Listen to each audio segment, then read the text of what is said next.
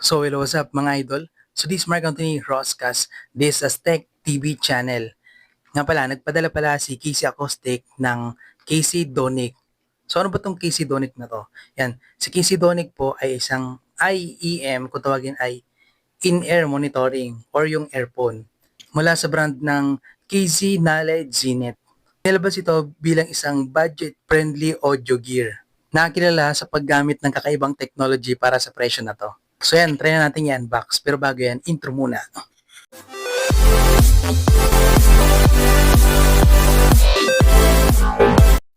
Yan, so ang tagal nitong dumating, yan, galing pa ito ng Malaysia. Yan, so dito pinangalan sa akin, then yung address. Try unbox na natin.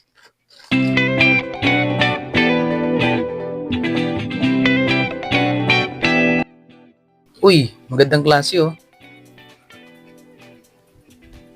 Donic. Nakatawag, Donic. Original to.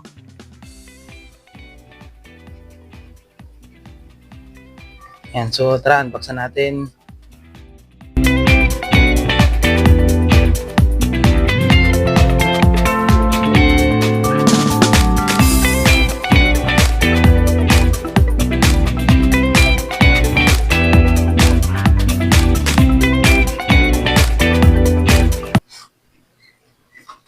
Yun. May plastic pa siya oh. So kailangan tanggalin yung plastic niya. Ayan. Then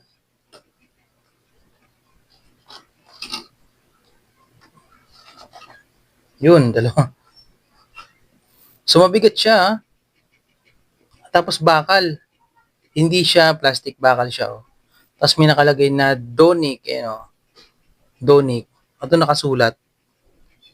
Flux 3 planar magnetic. So nilalagay niya dito kung anong driver ang ginagamit nila.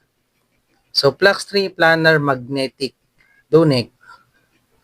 Tapos dito sa likod, transparent no, yung sa loob niya. Transparent na. Tapos dalawa yung driver oh. Yan. So transparent, kita mo talaga yung driver. Ganon din tong isa oh.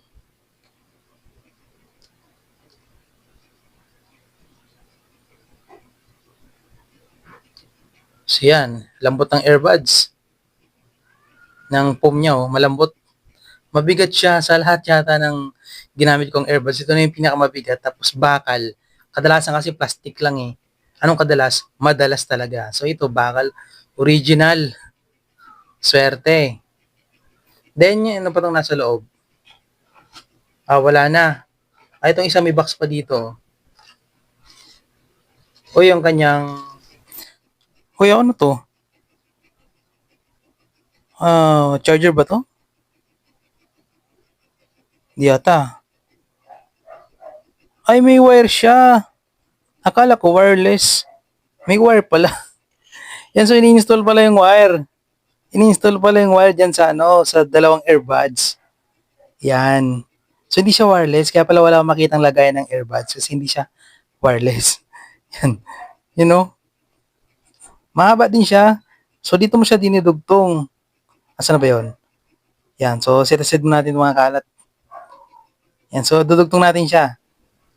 Yan. So sabi ni Casey Acoustics, ito daw Casey Donic ay meron daw driver configuration. Kumbaga, meron siyang hybrid system na nakaset up.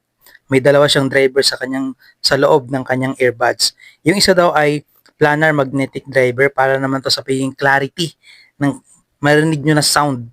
Yan, yun daw yung para sa yun yung planar magnetic driver. Yung isa naman ay super linear dynamic driver. Yun naman yung para sa bass. Yung super linear dynamic driver. Yan, so subukan natin yan para malaman natin kung okay ba talaga ang tunog niya kasi mas maganda na rin yung kahit may wired siya, kahit di siya wireless, at least maganda ang quality. Yan, try na natin. Yan, so ganito lang pala siya. Yan. Kumbaga dito dadaan sa ilalim ng tenga, then dito yung wired niya. Tapos ito pala, type C. Tapos umiilaw siya oh. Sa mga type C phone lang po ito gagana. Kung hindi naman, try nyo gamitan ng adapter sa micro USB. Yan, kung micro USB pa rin yung cellphone niyo, try mong gamitan ng adapter. Yan, so try naman natin sa Roblox, sa Playing Things and People.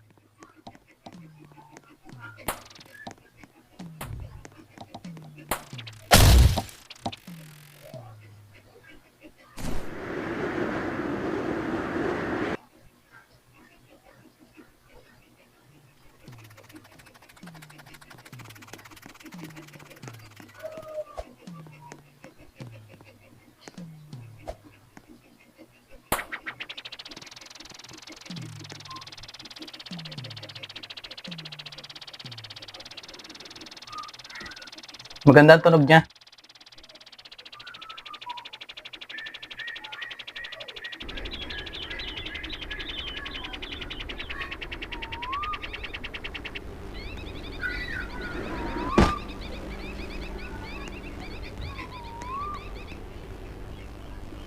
Yan, so maganda to sa online game saka sa para sa akin mas maganda to kaysa doon sa binili ng misis ko.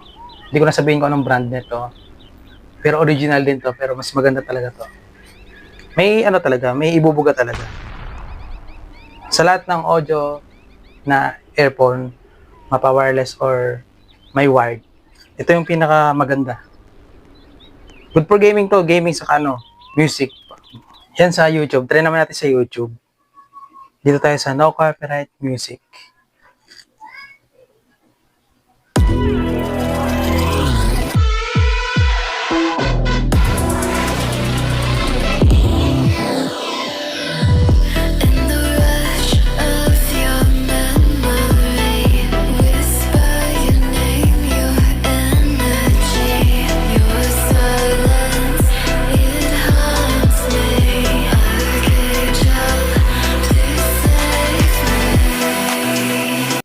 Yan, so kadalasan ng price nito nasa $35 or i-convert natin sa pesos is 2,000 plus lang.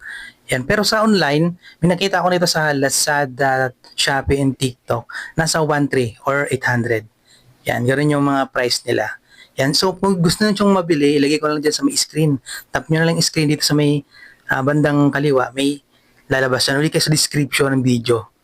Click nyo na lang yun. Bawal maglagay sa comment ng link, hindi nababasa. Yan, so click nyo lang dyan sa may description. Diyan ko ilagay yung kung saan ito mabibili. Yan.